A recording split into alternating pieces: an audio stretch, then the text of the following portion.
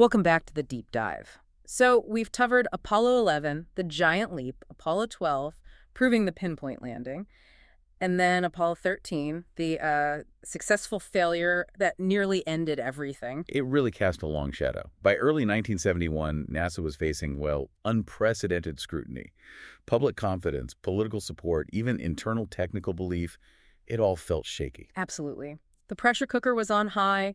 The entire future of the Apollo program, maybe even human spaceflight for a generation, felt like it was riding on the next mission. That's not an exaggeration. Apollo 14 wasn't just launch number 14. It had to work.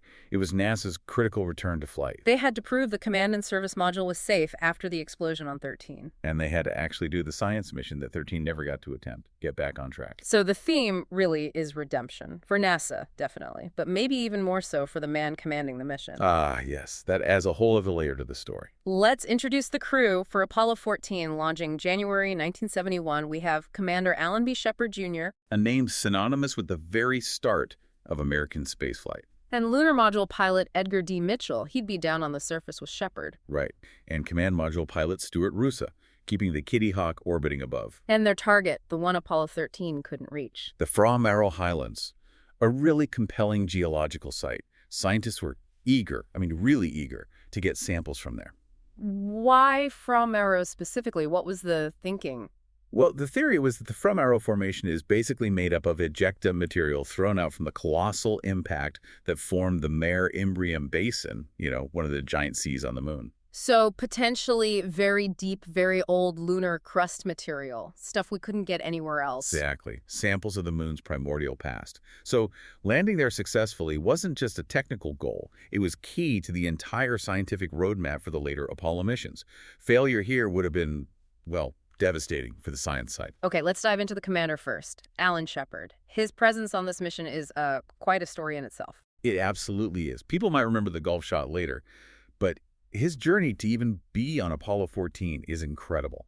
He was, of course, the first American in space. Mercury Redstone 3, Freedom 7, that suborbital hop back in '61, a national hero from day one. The absolute archetype of the Mercury 7 astronauts, the right stuff personified. But right after that taste of space, his career hit a wall, a major wall. Meniere's disease, an inner ear problem. That's right. It causes severe vertigo, dizziness, disorientation. For a test pilot, an astronaut, it's a career killer. He was grounded. Instantly. And not just for a short time. We're talking about nearly a decade, right? Almost 10 years. He was stuck in NASA management, chief of the astronaut office. Important work, sure, but imagine being the first American in space and then watching your peers go to Gemini, plan for Apollo, knowing you can't fly.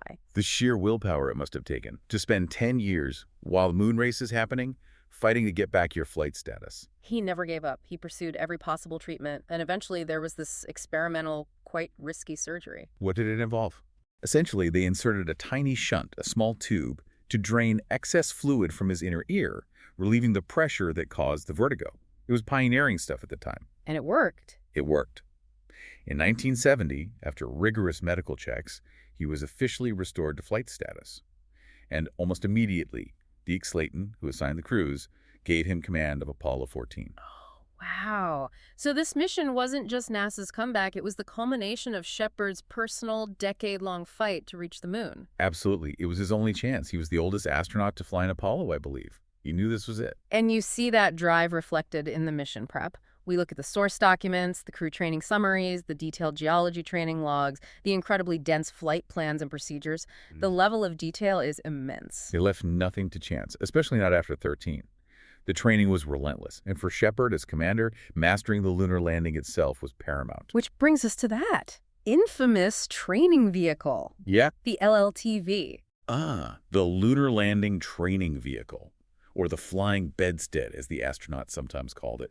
It's hard to overstate how vital and how dangerous this thing was. We have specific documentation just on the LLTV, right? It was that significant. Oh, yes. There are whole reports dedicated to it. NASA knew the lunar module was inherently unstable, especially in the final stages of descent. Flying it manually required incredible skill. Sort of like balancing a building on a fingertip, but with rockets firing. That's a good analogy. The LLTV was designed to mimic that instability, that lack of aerodynamic control here in Earth's atmosphere and gravity, which, from an engineering perspective, is mind-bogglingly difficult. And incredibly risky to fly. Didn't Neil Armstrong have to eject from one? He did. Others had close calls, too. A failure in the LLTV's complex flight control system could lead to disaster in fractions of a second. Shepard had to master this machine. So, commanding Apollo 14 wasn't just an honorary title for the first American in space. He had to prove he could handle the most difficult part of the mission, the landing. He absolutely earned it.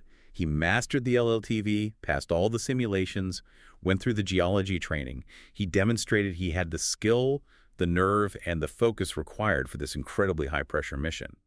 When Antares, the LM, headed down to Fremaro, they knew they had a commander who could handle it. But even with Shepard's skill and all that preparation, the gremlins that plagued Apollo 13 seemed determined to show up for 14 as well. The journey out was anything but smooth. No, it wasn't. They faced at least two major technical hurdles that could have easily scrubbed the entire mission before they even got close to the moon. This is where those incredibly detailed records, like the raw voice transcriptions, the TAC, PAO, CM, LM feeds become so valuable you can hear the tension. You really can. The first big crisis happened shortly after leaving Earth orbit, during the translunar coast. They needed to dock the command module, Kitty Hawk nose-to-nose with the lunar module, Antares, which was still tucked away in the top stage of the Saturn V rocket. The transposition and docking maneuver. Standard procedure done on previous missions. Should have been routine. But the docking mechanism, this probe on the command module that latches into a receptacle, the drogue, on the LM, it just wouldn't latch. How many times did they try? 5 times. For nearly 2 hours, they carefully maneuvered Kitty Hawk, tried to engage the probe, retracted it, checked settings, tried again, nothing, no capture. And if they can't dock? Mission over. You can't extract the lunar module. You can't land on the moon. They would have had to just loop around the moon and come home. After the Apollo 13 disaster, imagine the optics, the blow to the program of another mission failing before it even really began. The pressure must have been immense in the cockpit and in mission control. How did they finally solve it? Just keep trying. Well, the transcripts and mission reports suggest it wasn't just random luck on the 6th try. They likely used a combination of troubleshooting procedures and possibly a slightly non-standard technique, like firing the command module's reaction control thrusters while holding the probe in contact with the drogue, essentially trying to maintain continuous pressure to force the latches to engage. It was delicate, potentially risky, but it worked. Wow. So problem solving in real time, based on deep system knowledge, again, saving the day. Exactly. It underscored how critical the crew's skill and mission controls backup were. They overcame hurdle number 1, but hurdle number 2 was arguably even scarier. Okay, what happened next? They're approaching the moon now. They're in lunar orbit preparing for descent. Shepard and Mitchell are in the LM Antares, running through the pre-landing checklists. And suddenly they get an abort light. An abort signal. But they weren't trying to abort. No. The system thought the physical abort button in the cockpit had been pushed. Yeah. A faulty switch. Maybe a loose bit of solder, a stray piece of metal. Something was causing a short circuit, making the computer believe the abort command was active. What would happen if they started the powered descent with that fault? The LM's guidance computer could, at any moment, decide the abort condition was real and automatically fire the ascent engine, blasting them back into orbit, canceling the landing instantly and irreversibly. Oh my God. So landing was impossible unless they fixed this. Utterly impossible. And they couldn't just, reach in and physically fix the switch. They were hours from landing. Mission control again. Mission control to the rescue, specifically the software gurus at MIT who designed the guidance computer's programs. Led by a brilliant engineer named Don Iles, they figured out what was happening. Oh. They diagnosed the faulty signal and realized they might be able to write a software patch, essentially, tell the computer to ignore that specific switch input. A software patch. While they're orbiting the moon, hours before landing. Yes. They had to work out the exact sequence of keystrokes the astronauts would need to manually type into the LM's computer interface, the DSKY display and keyboard. How complex was this patch? It was around 80 lines of code, specific hexadecimal commands. Ed Mitchell, the lunar module pilot, had the incredibly stressful task of carefully punching in this sequence, number by number, character by character, into the computer. One mistake could have been disastrous. The level of detail in the documentation for the LM6 controls and displays and the flight plans must have been crucial here, knowing exactly how the system worked. Absolutely vital. They weren't guessing. They knew the software architecture. They knew the commands. They leveraged that deep engineering knowledge, documented meticulously, to devise this incredibly elegant, high-stakes workaround. And Mitchell keyed it in correctly. Flawlessly. They tested it, confirmed the computer was now ignoring the phantom abort signal, and they were cleared for powered descent. Incredible. It just shows that those mission rules, the endless procedures, the voice transcripts, they weren't just bureaucracy. They were the system's backbone. They were the difference between mission success and mission failure, or worse. Overcoming the docking issue and then the abort switch scare really proved the resilience of the whole Apollo system. The hardware, the software, and crucially, the human element. The teamwork between the crew and the ground was just phenomenal. So against the odds, Antares is finally descending. Shepard is at the controls, manually guiding the final approach, and they land safely in the Framaro Highlands. They made it. Touchdown confirmed. They achieved the primary goal that Apollo 13 couldn't. Now, the real science could begin. The focus shifted entirely to the surface operations. 2 moonwalks planned, EVAs, extravehicular activities. That's right. And the record of what they did, minute by minute, is captured beautifully in the Apollo Lunar Surface Journal. It's an amazing resource, combining transcripts, commentary, images. What were the main tasks for these EVAs? First, deploy the ALSEP, the Apollo Lunar Surface Experiments Package. This was the suite of scientific instruments designed to stay on the moon and transmit data long after the astronauts left. Things like seismometers to detect moonquakes, heat flow experiments. Standard procedure for the landings by this point. Yes, deploying ALSEP was a core objective for all the landing missions from 12 onwards. But the other major goal for 14 was geological exploration, collecting those precious Framaro samples. And unlike the later missions, Apollo 15, 16, 17, they didn't have a car. No lunar roving vehicle, the LRV. That came later. Shepard and Mitchell had, well, basically a fancy wheelbarrow. The MET, Mobile Equipment Transporter. Exactly. A simple two-wheeled, non-powered cart. They had to pull or push this thing across the lunar surface, loaded with their tools, sample bags, cameras listed in the catalog of geology tools, and the EMU handbooks. I can't imagine trying to drag a cart through thick dust and up slopes in a bulky spacesuit. The A-14 EMU mission log probably reflects the effort. It was incredibly taxing. The suits, the EMUs with their portable life support systems, the PLSS, were bulky and restricted movement. And the lunar terrain at Framaro wasn't flat. It was undulating, rolling. Which became a major issue on their second EVA, didn't it? The big geology traverse. It certainly did. The main goal for EVA-2 was ambitious. Reach the rim of Cone Crater. Why Cone Crater? Because it was a relatively fresh, large crater, maybe 300 meters across, the impact that formed it would have dug deep into the Framaro Formation, potentially throwing up bedrock, those ancient Imbrium ejecta samples, right under the rim. The preliminary science reports highlighted this as the prime scientific target. So get to the rim, grab those rocks. Sounds simple enough. On paper, maybe, but in reality, it was a grueling trek. They set off, pulling the ME, using their maps, the lunar topographic orthophoto maps, and geological training landmarks. What went wrong? Navigation. The landscape was confusing. Lots of gentle swells and dips, but no sharp horizon features like they had in training using documents like Apollo traverses on Earth. They kept thinking they were almost there, climbing yet another rise, only to find more rolling terrain ahead. Disorienting. And tiring, I bet. Extremely tiring. You could hear the frustration in the voice transcripts. They're breathing hard, their PLSS consumables are ticking down, and they simply cannot pinpoint the crater rim. They're lost in a geological sense, even though Mission Control could see their position on tracking maps. How close did they actually get? Agonizingly close. Post-mission analysis showed they were probably only about 20 meters, maybe 60 feet or so from the rim when time and consumables ran out. Oh, that's brutal. It was. Mission Control had to make the tough call. Turn back. They couldn't risk the crew's safety. They collected samples where they were, near the flank of the crater, but they never stood on that rim. A major scientific objective missed, despite incredible effort. It was a huge disappointment at the time, but also a critical lesson. It demonstrated very starkly the limitations of human-powered exploration on the moon. You just couldn't cover the necessary ground efficiently or navigate reliably over long distances on foot. Which directly led to the lunar roving vehicle. The extensive lunar roving vehicle documentation we see for later missions exists precisely because of the struggles Shepard and Mitchell faced at Cone Crater. NASA realized powered mobility was essential for the ambitious geological goals of the upcoming J missions. The MET proved the concept, but also its limitations. Despite missing the rim, they still brought back a lot of material, right? Oh, absolutely. They collected about 43 kilograms, that's 94 pounds, of lunar rocks and soil. A very successful haul documented in the sample catalogs. Including one particularly famous rock. Yes, Big Bertha, a large, complex rock sample.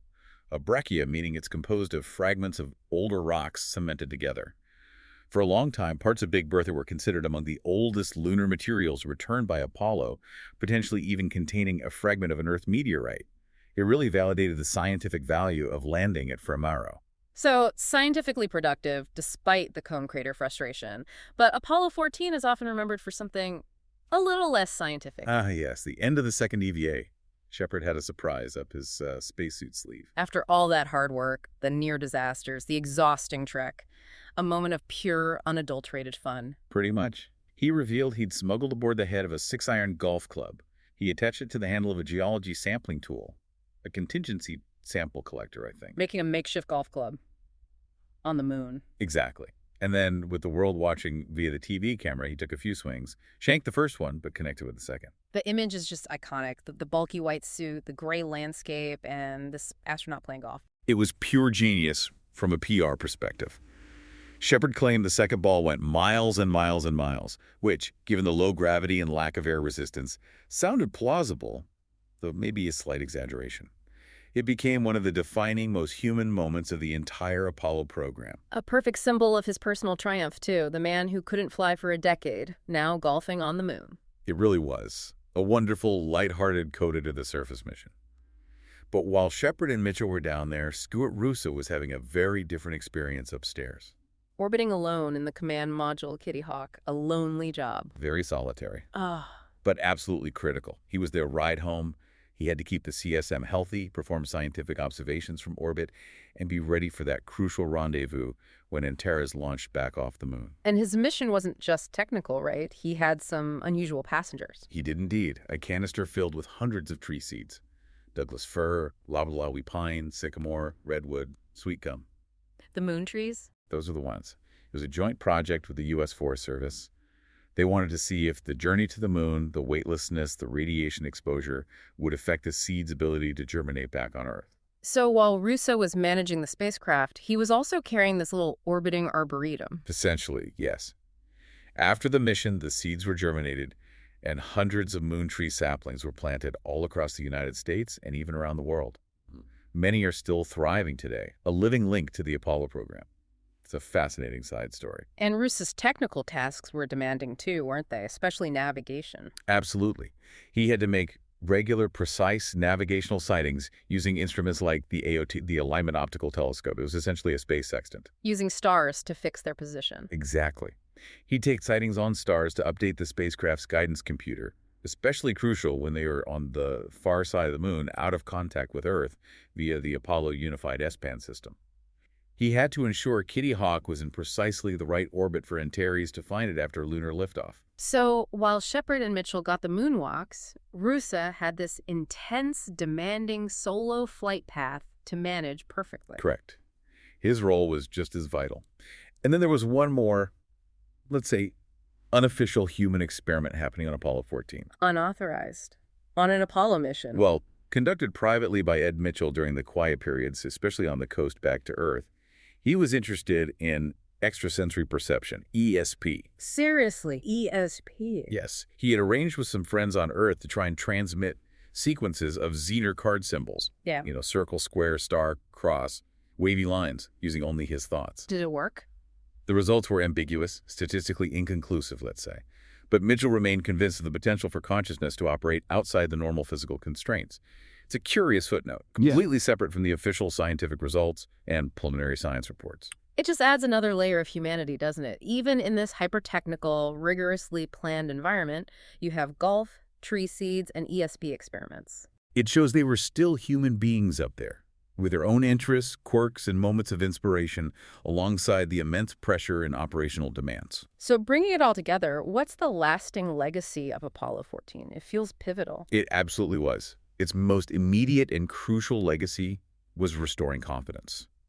After Apollo 13, there were serious doubts. Apollo 14 proved the hard work could work. the procedures were robust, and that NASA could overcome significant in-flight problems and still achieve mission success. It kept the program alive, basically. Politically and publicly, yes. It showed Apollo was back on track, and scientifically, it delivered. Landing it from Arrow, deploying the ALSEP, bringing back those valuable samples, it fulfilled the core scientific promise that 13 couldn't. It validated the whole scientific exploration aspect of Apollo. And the problems they faced, the docking, the abort switch, the difficulties at Cone Crater, they weren't just obstacles, they were lessons. Invaluable lessons. The docking issues led to immediate hardware and procedural reviews and improvements for subsequent missions. The Cone Crater Traverse, as we discussed, was the final, definitive argument for needing the lunar rover. So Apollo 14 directly paved the way for the next phase of missions. Directly. It served as the bridge to the J missions Apollo 15, 16, and 17. These were designed from the outset for longer stays on the moon, more extensive EVAs, a greater focus on science, and crucially, they all carried the LRV. The rover changed everything in terms of exploration capability. Completely. You looked at the documentation Shepard and Mitchell covered, maybe 1.9 kilometers on foot, total, over 2 EVAs. The J mission crews covered dozens of kilometers in the rover, accessing far more diverse geological sites. Apollo 14 proved why that leap was necessary. It closed one chapter of Apollo, the initial landings and proving the system, and opened the door to the mature, high-yield scientific exploration phase. Perfectly put. It was the mission that got Apollo back on its feet and ready to sprint toward its most ambitious scientific goals. Okay, let's wrap up with the mission by the numbers. Apollo 14 feels like a story of sheer grit and determination paying off. It truly is a triumph for Shepard personally, after his long wait, and a massive achievement for the agency, pulling success from the shadow of near disaster. And the scale of that success is quantified in the data, like in resources such as Apollo by the numbers, a statistical reference. So let's tick through the key stats for Apollo 14. All right, mission type. The third successful human lunar landing. Landing site achieved. The From Arrow Highlands. Total mission duration, 9 days and just under 2 hours long. And the crew on the surface, Alan Shepard and Ed Mitchell, spent how long down there? Just over 33 hours on the moon itself. Their actual time outside on the 2 EVAs totaled 9 hours and 23 minutes. And during that time, pulling the meat, how far did they travel? The official distance is logged at about 1.9 kilometers, or roughly 1.2 miles, hard-won miles, in the scientific payoff, the samples. They brought back 42.8 kilograms, that's 94 pounds, of lunar rocks and soil, including the famous Big Bertha. A really significant return that proved the mission's scientific worth. It's quite something when you think about it. A mission that faced near catastrophe multiple times, docking failure, abort switch failure, still managed to execute its complex surface science and return successfully. It really highlights the depth of planning, the skill of the crew, and the incredible real-time support from mission control. And the fact that we can still analyze all of this today, that's the other legacy. Every system check, every voice communication, every course correction is preserved in those mountains of documentation. The A14 EMU mission log, the raw voice transcriptions, the alignment optical telescope usage logs. It allows us to constantly revisit and re-examine these moments of human ingenuity and perseverance. Exactly. So a final thought for you listening. Imagine digging into those detailed technical logs. What forgotten detail about Stuart Rosa's solitary orbital path? Perhaps buried in the AOT sighting corrections or the S-band communication logs, but offer a fresh perspective on the challenges he faced alone, ensuring his crewmates had a safe path home. That ability for continuous deep dives is perhaps the most enduring legacy of all.